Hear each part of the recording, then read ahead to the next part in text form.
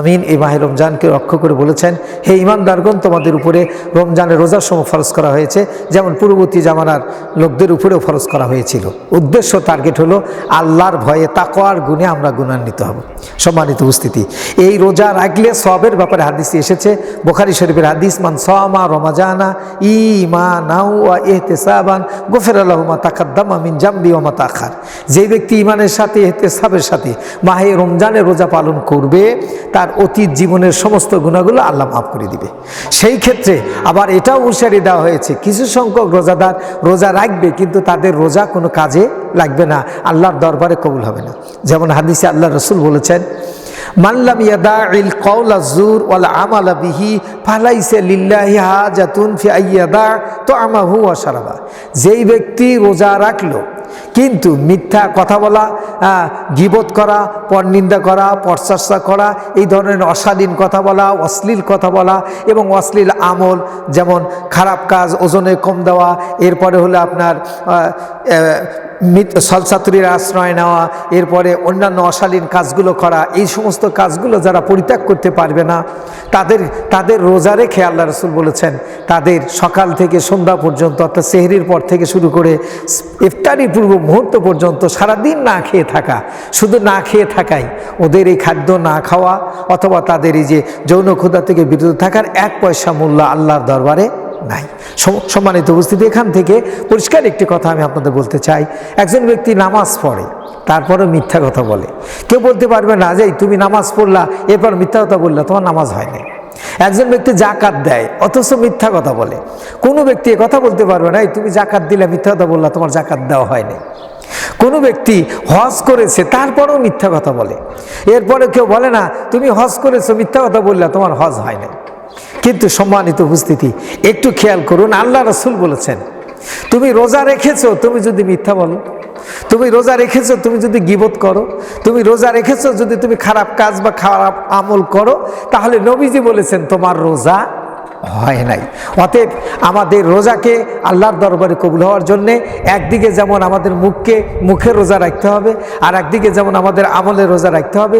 সেই ক্ষেত্রে আমাদের হাত দিয়ে শরীয়ত বিরোধী কোনো কাজ করা যাবে না, আমাদের পা দিয়ে ইসলাম বিরোধী কোনো কাজে বা স্থানে যাওয়া যাবে না, আমাদের মাথা মস্তিষ্ক দিয়ে কোনো খারাপ চিন্তা ভাবনা করা যাবে না ইসলাম বিরোধী, আমাদের চোখ দিয়ে অডিও ভিডিওতে যে আমরা দৃশ্যগুলো দেখি এমন কোনো অশালীন চিত্র সিনেমা দৃশ্য দেখা যাবে না, বা যেগুলো দেখলে যেগুলো দেখা শরীয়ত হারাম করেছে, তাহলে আমাদের রোজা নষ্ট হয়ে যাবে। আমাদের কান দিয়ে যে আমরা শুনি এমন কোনো গান, এমন কোনো সঙ্গীত শোনা যাবে না যেগুলো যৌন চাহিদা মেটায় বা যৌন চাহিদায় সুরসুরি দেয়, অথবা ইসলাম বিরোধী কথাবার্তা আলোচ্য বিষয়ে যে গানগুলোতে রয়েছে। সুতরাং আসুন, এই রমজান মাসে আমাদের হাতের রোজা আমরা রাখি, হাত দিয়ে কোনো খারাপ কাজ, হারাম কাজ করব না। আমরা পা দিয়ে যেখানে হেঁটে যাব সেখানে ভালো কাজের জন্য যাব, সেখানে খারাপ কাজে যাব না। আমরা চোখ দিয়ে কোনো খারাপ দৃশ্য দেখব না, ভালো দৃশ্য দেখব। আমরা হাত দিয়ে ভালো কিছু স্পর্শ করব, ভালো কিছু ধরব। আমরা আমাদের ব্রেন দিয়ে, আমাদের চিন্তা চেতনা দিয়ে ভালো কিছু চিন্তা চেতনা করব। যেহেতু কোরআনুল কারিমে বলা হয়েছে, লাকাদ জারানা লে জাহান্নামা কাসীরাম মিনাল জিন্নি ওয়াল ইনস। আল্লাহ রাব্বুল আলামিন বলেছেন, আমি জিন এবং ইনসানের বেশিরভাগ মানুষকে জাহান্নামের জন্য তৈরি করেছি।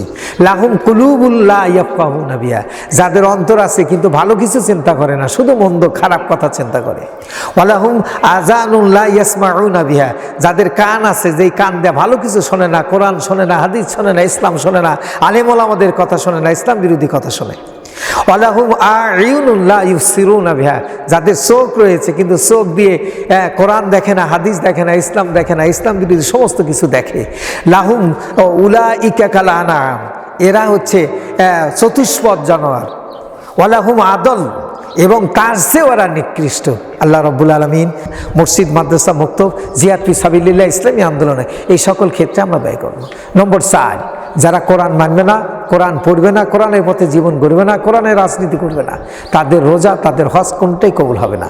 আল্লাহ পাক বলেন, ওয়া ইউমিনুনা বিমা উনজিলা ইলাইকা ওয়া মা উনজিলা মিন ক্বাবলিক। হে রাসূল, যারা আপনার প্রতি যে কিতাব নাজিল হয়েছে এটাকেও মানে, এটাকে বিশ্বাস করে, এর আলোকে জীবন গড়ার চেষ্টা করে। অন্যদিকেও আল্লাহ বলেছেন, আপনার পূর্বেও যে কিতাব নাজিল হয়েছে তার প্রতিও যারা বিশ্বাস করে, ঈমান এনেছে, তারাই হলো 4 নম্বর বৈশিষ্ট্যমান, এবং এরাই হবে মুত্তাকিদের 4 নম্বর গুণে গুণান্বিত এবং মুত্তাকি। সুতরাং কোরআনের সাথে যারা একমত না হবে, কোরআনের রাজনীতির সাথে যারা একমত না হবে, কোরআনের পক্ষে যারা কথা না বলবে, কোরআনের যারা বিরোধিতা করবে, কোরআনের রাত জমিনে কায়েমে যারা বিরোধিতা করবে, তারা কখনোই মুত্তাকিন হতে পারবে না। নম্বর 4 নম্বর গেল। 5 নম্বর বৈশিষ্ট্য আল্লাহ বলেন অবিল আখিরাতি হুম ইউকিনুন, এবং তারা পরকালের প্রতি বিশ্বাস স্থাপন করে। সুতরাং 5টি গুণ আমি আবারও বলছি, এটা আমাদের মনে রাখতে হবে, এটা আমাদের আমল করতে হবে, তাহলেই আমরা তাকওয়ার গুণে গুণান্বিত হতে পারবো। 1 নম্বর হচ্ছে যারা না দেখা জিনিসকে বিশ্বাস করে। 2 নম্বর হচ্ছে যে 5 ওয়াক্ত নামাজ যথাযথভাবে কায়েম করে। 3 নম্বর হলো আল্লাহ যে অর্থ করে দিয়েছে তা আল্লাহর রাস্তায় ব্যয় করে। 4 নম্বর হলো আল্লাহর কোরআনের সাথে ঐক্যমত পোষণ করে, কোরআনের বিধানই তার বিধান, কোরআনের বাইরে কোনো কথা সে মানে না, বলে না এবং সে পথে সে চলে না। 5 নম্বর হলো আখিরাতের প্রতি দৃঢ় প্রত্যয়। পরিশেষে 185 নম্বর আয়াতে যে আল্লাহ রাব্বুল আলামিন বলেছেন, আমরা কোরআনকে যদি জিজ্ঞেস করি কোরআন তোমার জন্ম কোন মাসে, তাহলে 185 সূরা বাকারার এই আয়াতে আল্লাহ সুবহানাহু ওয়া তাআলা জানিয়ে দিচ্ছেন শাহরু রমাজান আল্লাযী উনজিলা ফীহিল কোরআন। রমজান হলো সেই মাস যেই মাসে কোরআনকে প্রেরণ করা হয়েছে। অতএব কোরআন বলতে চাচ্ছে আমার জন্ম হয়েছে রমজান মাসে। এরপর যদি প্রশ্ন করা হয় কোরআন তোমার জন্ম দিনে হয়েছে না রাত্রে হয়েছে, তখন কোরআন জবাব দিবে সূরা কদরের 1 নম্বর আয়াতে, ইন্না আনজালনাহু ফী লাইলাতিল কদর। নিশ্চয়ই আল্লাহ রাব্বুল আলামিন বলেন আমি কোরআনকে নাজিল করেছি কদরের রাত্রিতে। কদরের রাত্রি কি? কদরের রাত্রি হচ্ছে লাইলাতুল কদরি খায়রুম মিন আলফি শাহর, অর্থাৎ 1000 মাসের চেয়ে উত্তম। এই একটা রাত যদি আমাদের নসিবে জোটে, একটা রাতের বন্দেগী যদি কবুল হয়, তাহলে 83 বছর 4 মাস মানে আমরা আমল করলে যে সওয়াব হবে, এই সওয়াব তার আমল নামায় দেওয়া হবে। আল্লাহ রাব্বুল আলামিন মাহে রমজানের এই কদর আমাদের কবুল করুক, সেই সাথে কোরআনকে কবুল করুক। আমাদের স্লোগান হোক আমরা কোরআন পড়বো, কোরআন বুঝবো, কোরআন আলোকে জীবন গড়বো। আল্লাহ আমাদের সবাইকে কবুল করুন। আসসালামু আলাইকুম ওয়া রাহমাতুল্লাহ।